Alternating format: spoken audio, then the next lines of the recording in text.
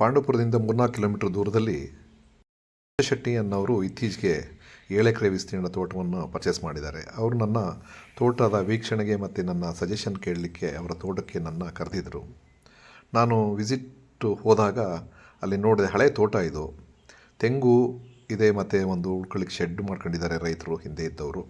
ಅದರಲ್ಲಿ ಏನಾಗಿದೆ ಅಂತ ಅಂದರೆ, ಬೇಕಾಬಿಟ್ಟಿ ತೆಂಗನ್ನೆಲ್ಲ ನಾಟಿ ಮಾಡಿದ್ದಾರೆ. ಹಳೆ ಮರ, ಹಳೆ ತೋಟ, ತೆಂಗು ಚೆನ್ನಾಗಿದೆ ಮತ್ತು ಅಡಿಕೆನೂ ಚೆನ್ನಾಗಿದೆ. ಮತ್ತು ಇನ್ನೊಂದು ಜಾಗದಲ್ಲಿ ಇಲ್ಲಿ ನೋಡ್ತಾ ಇದ್ದೀರಿ ನೀವು, ಇದು ಹಳದಿ ಕಲರ್ ಇದೆ. ಪೂರ್ತಿ ಶೀತ, ನೀರು ನಿಲ್ತದೆ. ಮೇಲೆ ಚಾನಲ್ ಹೋಗಿರೋದ್ರಿಂದ ನೀರಿಗೇನು ಸಮಸ್ಯೆ ಇಲ್ಲ.